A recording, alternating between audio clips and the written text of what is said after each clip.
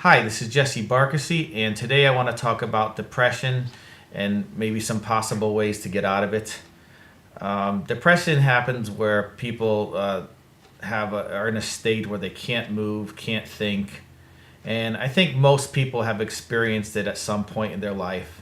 Everything seems dark, and I purposely, made this video a little bit more dark with the less lighting because it's very hard for someone who's depressed to listen to somebody who's very up and happy because you're not in that state.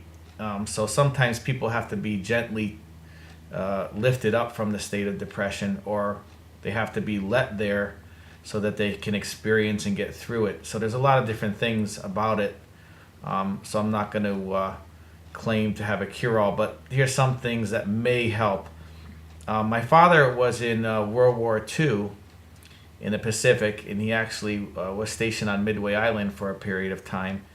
And he had some depression and anxiety. I don't know. Today, I'm not sure if they diagnosed it back then, but I never heard of PTSD. But he, I'm thinking he maybe had that. And I would come home, and he would stay up late at night, and he was retired. And I would work. I used to work in restaurants and some cafes and bars, and I remember he'd be up till 4 or 5 in the morning, and he really liked to sleep when actually the sun was coming up for whatever reason. I think he saw terrible things in the military and so forth, killings and so forth. But one thing for if you're a soldier and you're depressed, I got to tell you, my father just gave me unbelievable happiness. My mom and my dad, and he was older when he had me. When I was born, he was 54. So he really couldn't do a lot of things, sport things or run around, because by the time I was 10, he was 64. But he could just be there. And when I came home, say I used to work in restaurants and bars, and I came home 2 or 3 in the morning from working hard, and he didn't really have to do anything. He could be there, watching some television, and it just made me happy that he was there. He might take me for a drive, and go for a little walk, and I was just happy, really happy to be with him and talk with him, a little bit. So, this might be some help for you, that you're very valuable to your kids, or to maybe to be a big brother or big sister if you have been in the military and you're experiencing some kind of depression. The other thing is that people don't understand how powerful their words are, especially if you're in a depressed state. But just giving somebody a hand, or saying something nice to someone really, really, can impact someone's life. And some people think, they get stuck in a depressed state because they lost, someone died, or somebody, they lost a loved one, or a relationship dissolved. And the thing is that that's human. I mean, there's nothing wrong with feeling bad about that. But what is bad and wrong is to get in the state of where you're immobile, and you can't think, and you keep rethinking the same things and the same thoughts over and over. And although it's hard to be around someone who's positive and happy, the thing is to get around those people, or to try to tolerate or listen to some of their thoughts for a while, and help break out of that state. We're in this human condition together, and in some cases it's very scary. The things that can happen, illnesses, accidents, things like that. And then time goes by, and your body loses its youth and things like that. So those are things that people can just dwell on over and over. But the other things we can dwell on are, look at how magical the universe and you and the things right in front of you are. These these things that we're made of, that my hand, this computer screen, the table in back of me, my eyeglasses, my hair, they're made of electron shells spinning around protons and neutrons. They're really empty space. So we look at certain movies with magic, or someone suspends something in the air, and we go, ooh, look at this amazing magic or force or whatever. And the reality is we are that force, and it's more amazing than, the movies portraying something. It's amazing that we are here, and when you drive in your car, ride a bicycle, or walk, it's electron shells being held together by a force. Okay, electron shells spinning around protons and neutrons at light speed, creating solid matter. And then we're in a universe where we're one solar system in trillions of solar systems, in one galaxy in 100 billion galaxies. They're just so tiny, and I think sort of like this. I feel like there's patterns. So the planets go around the solar system just as electrons go around the nucleus of an atom. So that's like a pattern. And this pattern repeats. So then we have the pattern of like an ant or an insect with a heart and a liver and lungs. And then we have an animal like a dog or a cat or a lion or a zebra. And they have lungs and liver, and lions and tigers are terrible to each other in the wild, and humans, in a lot of cases, are very compassionate and nice to each other. The highest level humans, say, Mother Teresa or something like that, who, spent her life devoted to helping people who are dying and sick and poor. So we have these certain levels, and I think that it repeats.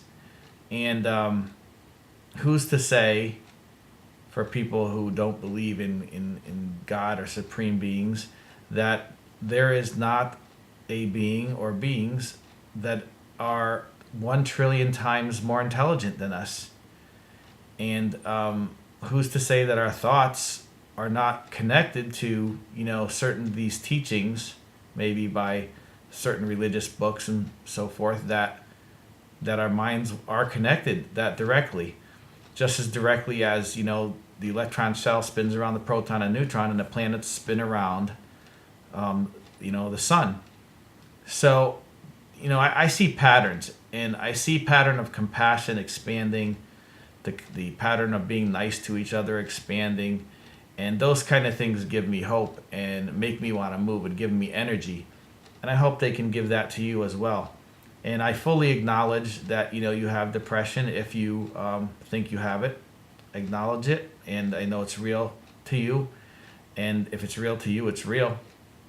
But I also acknowledge that you can get out of it, and you can, use those deep thoughts to really contemplate the universe and the energy and the exciting times that we're in. And if you had lost a loved one or lost the love, I feel your pain. It's difficult. I lost my mother and father when I was in my 20s. And it's difficult, and dark thoughts. It feels like a nightmare. It feels like a nightmare when their body no longer functions. But I do believe that there is an essence of them that is existing, which, people might call the spirit. And I do believe in God. So, trillions and trillions of times more intelligent than I, but it's the same pattern. And in God's true nature, I believe, wants the same things I do. I think, he wants compassion for beings, wants expansion and more knowledge, and wants us to, move forward and experience things. We're here on this earth, and we experience mortality. We're very frail. So, the times we have that are good, we've got to kind of grab them. So I hope that these kind of thoughts can help, get a pattern of realizing that you're very valuable. You are very, very valuable, not only to, the people around you. You're valuable to the people that they affect. So, if you have kids and you're a soldier, you're just being with them. You don't have to do anything. You don't have to be successful in a business. You don't have to, always be up and jolly. You might have went through some hard times in the war, but just being with your kids, you are giving an unbelievable amount of joy. My losing my father when I was around 22, it was, a big loss. And just having him there for those 22 years was wonderful. And like I said, he didn't have to do much. He just was there, just talking with me, exchanging ideas, and give me a hug here or there. Very nice. And I didn't ask for much. So I hope, just hope that realizing that you don't have to do much to make other people happy. A simple phone call, just a visit. I remember when my parents died, one of my friends came over and he would just sleep on the sofa just so I wasn't alone, because I just finished college and I moved back to take care of my parents, and when they died I was alone in the place I lived. He would just sleep on the sofa just so I wasn't alone, and I still remember that to this day, and that really just made me feel better. And if you don't have somebody like that, you could be the person that does that, and realize just how much you're doing just by being there. So you don't have to have special skills. You don't have to have, be, super person. You don't have to be certain looks. All you have to do is maybe give a phone call, maybe just be around somebody, and you could really make a big difference. So that's my video for now. I know I made it longer than I thought I was, and if this is helpful, I'll leave it up, and we'll see what kind of response I get. Like I said, I fully acknowledge your depression if you have it and you're watching this, and you should acknowledge if you don't have it and you're watching this for someone else. You don't deny them that they have it, because they do. But what you can do is help them to realize that we can gently get out of it. Some people can get out of it faster than others, but some people just need to be gently lifted out of it by realizing how important they can be. I think of my father just being there. He didn't do anything special. Well, it was special to me. It was just my father was there. He was sitting there when I got home up. His depression or inability to sleep early, it made me come home to somebody. So I hope that's some good thoughts for you there. Like I said, you are very valuable if you can get yourself to move again, if you can just give a kind word to someone again, if you can, find somebody. And you're going to have to find them. You're going to have to find someone, because if they're immobile or they're depressed or they're, person that needs somebody, you do have to move. And, just being there, you'll know, saying hi to somebody, buying a coffee for somebody really can be meaningful. So I hope this helps, and if I can think of a way to improve what I said here, I'll do another video. If not, we'll see how this one does. So I hope you all have a great day. You're wonderful. You're valuable. You're valuable to me. You're important to me. It would be very fulfilling to me if I could see somebody come on this website, on these, and make some comments that I helped you. That would give me unbelievable fulfillment. If there's anything I can do, or anything else I can say in another video, let me know. Thank you very much, and have a great day.